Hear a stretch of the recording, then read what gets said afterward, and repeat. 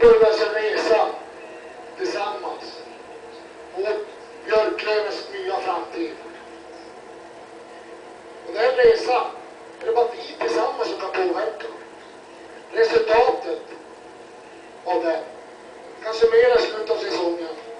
Vi kommer sätta upp olika mål under resans gång. Vi ska ha delmål och jobba mot. Men det kommer i steg 2 här, efter det här. Vi ska se till att vinna varje närkamp, varje period, varje match. Men samtidigt vet vi det.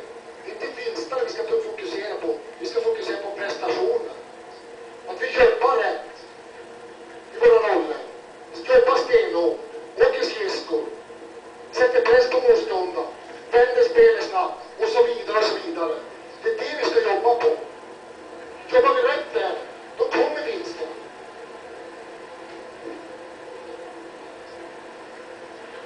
Nästa grej som vi ska informera om nu är att vi ska jobba lite annorlunda i båset. Jag är ju ytterst ansvarig. Men jag vill ha en roll, initialt i alla fall, till att börja med. Där jag kan jobba med spelet, feedback, kommunicera i båset framför er.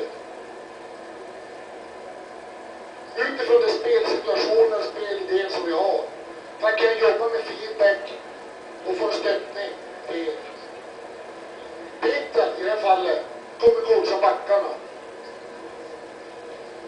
Störnan kommer coacha forward. Det kan bli situationer vid förändringar. Jag ändå kliver in och säger att in med Pelle, Kalle, Nisse i det här läget. Det kan bli en snabb förändring. Men generellt sett så är det de som sköter det. 80-90% av coachen. Sen i kritiska lägen, situationer, vi kan få ta ihop oss också. Det är snabbt, va? Laget, exakt, kommer ta ett omklädningsrum 14:00. Peter kommer dra lite an AIK. Och vi har lite idéer om powerplay och boxplay som vi presenterar där borta i omklädningsrummet. Så att vi släpper lite information nu, suger på det här och så tar vi det matchdetaljerna i omklädningsrummet när vi är på plats där. Nu kör vi boys. Good luck.